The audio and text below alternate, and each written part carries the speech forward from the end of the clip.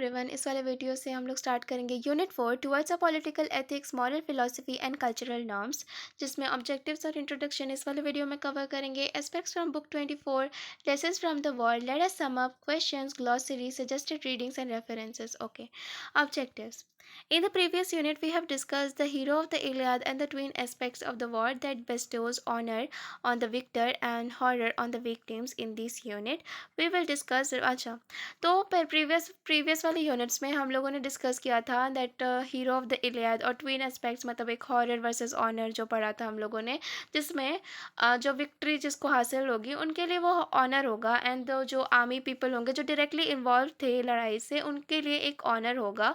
But जो victims थे जिनको लड़ाई से मतलब नहीं है, या फिर मतलब भी है तो उनके जो फैमिली मेम्बर है या फिर उनको जिनकी खुद की डेथ हो गई तो उनके लिए एक हॉरर है। In this unit, we will discuss whether the Iliad is just a narration of events presenting the schemy side of human action of violence, anger, revenge and frenzy, or if it has a moral philosophy to offer.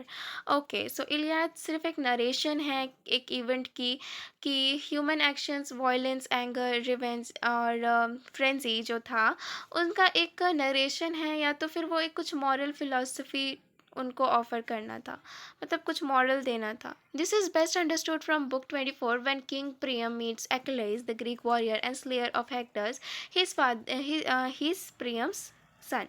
Okay, so इस मतलब book 24 में जो last book था may be, उसमें जो प्रियम था वो एक्लेस से मिलने के लिए गया था। प्रियम का जो बेटा था हेक्टर, उसको एक्लेस ने मार दिया था।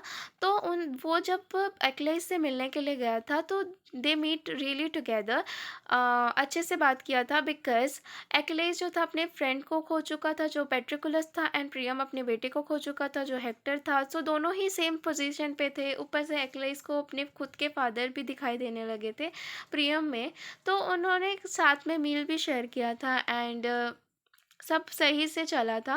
तो एक्चुअली दोनों में ही उस टाइम पे ईगो नहीं था, एंड जो लड़ाई थी इस तरह से ख़त्म हुई थी। We have aspects from the book last book that details the meeting from Priam and एक्लेस।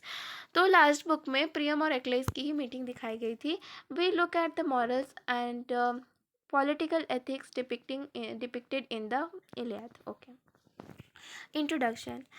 Prince Paris of the Troy envelopes with Helen, with the wife of King Menelaus, the younger brother of great King Agamemnon. Okay, so इसमें शुरुआत से start कर रहे हैं। Like जो Paris था वो Helen को लेके चला गया था जो वाइफ थी मेनेलस की, और ब्रदर था ग्रेट किंग एग्नीमेनन का। सो एग्नीमेनन का भाई था मेनेलस, मेनेलस की वाइफ थी हेलेन। हेलेन चली गई थी पेरिस के साथ। तो ये एक स्टोरी थी जिसकी वजह से ही पूरी लड़ाई हुई थी। हेलेन जब वहाँ पे चली गई थी तब एग्नेमेनन ने लड़ाई स्टार्ट की थी क्योंकि वो किंग था वहाँ का। In order to regain their honour, the Greeks go to war with the Trojans led by Agamemnon, Menelaus and Achilles the great warrior. Okay, so जैसे वो चली गई थी उसके बाद जो ग्रीक्स थे उन लोगों ने वॉर स्टार्ट किया था ट्रोजन्स के साथ, क्योंकि प्रिंस पेरिस जो था वो ट्रोजन का प्रिंस था। सो ट्रोजन्स के साथ ग्रीक्स लड़ाई करने के लिए पहुंच गई थी, जिसमें एग्नेमेनन था, मेनेलस था। एग्नेमेनन किंग था, मेनेलस उसका भाई था, और एक्लेस था जो एक ग्रेट वॉरियर है। This is a falling out between Agamemnon and Achilles over a slave girl, hence Achilles refused to fight. Okay, इसमें शायद ना थोड़ा सा मतलब उसकी स्टोरी को ही थोड़ा सा शॉर्ट में बता दिया है। So there is a falling out between, हाँ मतलब एग्नेमेनन और एक्लेस के बीच में थोड़ा सा एक मतलब कहासुनी हो गई थी, बिकॉज एक स्लेव गर्ल थी जिसका नाम ब्रेसिस था, जिसको एक्लेस ने जीता था एज अ प्राइज बूटी, एंड एग्नेमेनन उसको वापस ले लिया था क्योंकि वहाँ पे एक महामारी फैल गई थी बिकॉज ऑफ अपोलो गॉड। उन्होंने ऐसा किया था ताकि ब्रेसिस वापस आ जाए, एंड एग्नेमेनन चाहता था कि वहाँ पे लड़ाई ना हो, मतलब वहाँ का जो महामारी फैल रहा था वो ना हो, जिसकी वजह से एक्लेस से ब्रेसिस को लेके उसको वापस कर दिया था, जिसकी वजह से एक्लेस बहुत ज़्यादा नाराज़ हो गया था और वो नहीं चाह रहा था कि अब मतलब उसको अब लड़ाई करने का उतना मूड नहीं था, उसको मन नहीं कर रहा था। So Achilles refuse to fight. उसने लड़ाई करने से ही मना कर दिया। The Greek started losing the war because Achilles नहीं था, क्योंकि वही कमांडर था और वो सबसे ज़्यादा स्ट्रांग भी था ग्रीक्स में। तो इवन वो एक गॉडेस का बेटा था जिसकी वजह से वो अमर भी था। सो उसके ना होने की वजह से ग्रीक्स बहुत ज़्यादा कमज़ोर हो गई थी और started losing the war. So Achilles friend Patroclus is killed by Hector. तो पेट्रोकुलस जाता है एक्लेस के बदले लड़ाई करने को, एंड पेट्रोकुलस एक बहुत बड़ा वॉरियर होता है, बट हेक्टर उसको मार देता है, जिसकी वजह से एक्लेस वापस से रिजॉइन करता है बैटल को। The retaliation Achilles kills Hector and drags his body over the battlefield. Okay, so उसके बाद जो एक्लेस होता है उसको बहुत ज़्यादा गुस्सा आ जाता है, क्योंकि हेक्टर ने ही उसके दोस्त को मारा होता है।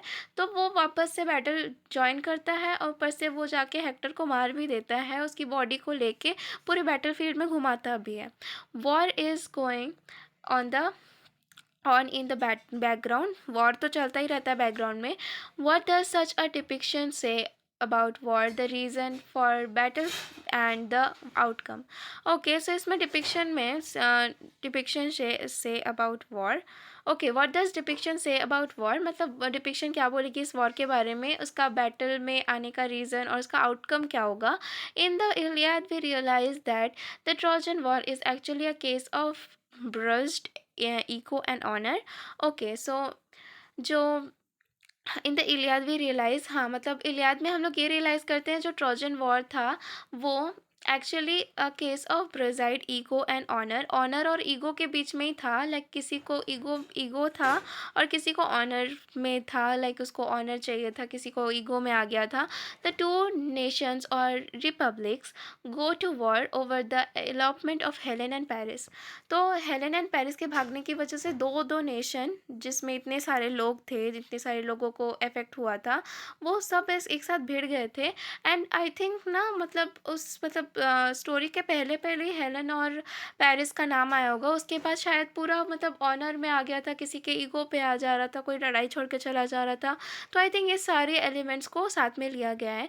It is the ethos of bravery, the age of valor, but was this valor to be utilized from regaining lost honor again? Okay, so ये जो ब्रेवरी है और ये एज ऑफ वॉलियर है, जो भी है, अगर एक बार ऑनर चला गया तो वो वापस थोड़ी ना आएगा। So that's the thing, like यहाँ पे कहा गया है कि लाइक ऑनर और जो भी ईगो है वो सब चला जाता है टाइम के साथ। जैसे एक्लेस का चला गया था, वो बाद में ईगो नहीं था उसके अंदर। Would such a motivation for battle leaves a lot of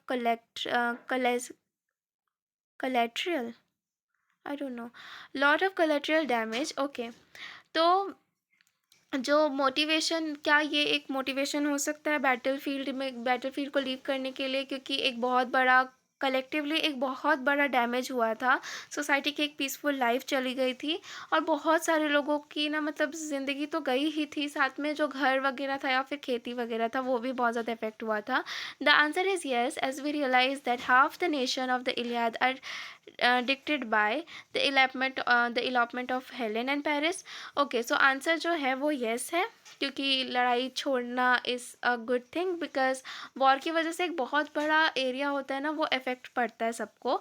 and इसमें बोला है कि half of the actions of the Iliad are dictated by, okay, allotment of Helen and Paris जिसकी वजह से लड़ाई हुई थी of course, and the demand for the return of surrender of crisis slave girl as a part of the war booty। okay, so as a war booty, crisis और ब्राइसिस थी एक्लेस के पास and crisis थी एग्नीमेनन के पास।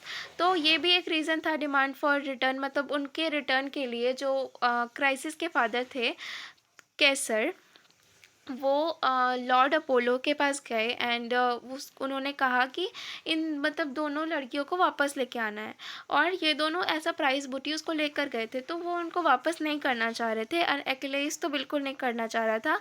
बट जो Lord Apollo है उसने वहाँ पे एक महामारी फैला दी थी, एंड महामारी की वजह से जो सब लोग बहुत मारे जा रहे थे, और एक्नेमेनन तो किंग है तो उसने वापस कर दिया था क्राइसिस को, बट ब्राइसिस को एक्लेस वापस नहीं कर रहा था बिकॉज़ वो उसका प्राइस बूटी था।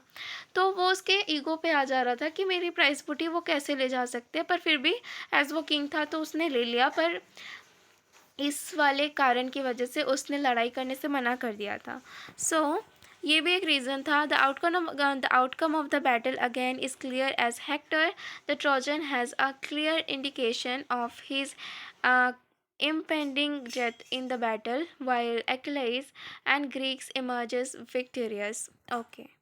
सो हेक्टर का भी हम लोगों को पता है, पहले वाले वीडियो में मैंने वही बताया था दैट हेक्टर भी इस चीज़ से अपने भाई से सहमत नहीं था, पर फिर भी वो बैटलफील्ड में उतरता है ताकि वो कावर्ड ना कहलाए और उसका बेटा भी उससे एक बहुत अच्छी सीख ले कि वो कभी पीछे ना हटे, एंड वो उसका बेटा भी कभी बड़ा होके वो भी राजा बनेगा। तो वो उसके लिए कावर्ड वाला जो पोजीशन है वो नहीं लेना चाहता था, कावर्ड का नाम अपने ऊपर नहीं लेना चाहता था, इसीलिए वो लड़ने के लिए चला गया था और इवन वो लड़ा भी था। In the next section, okay ये नेक्स्ट सेक्शन का है, तो ओके वो हम लोग अगले वीडियो में कवर करेंगे।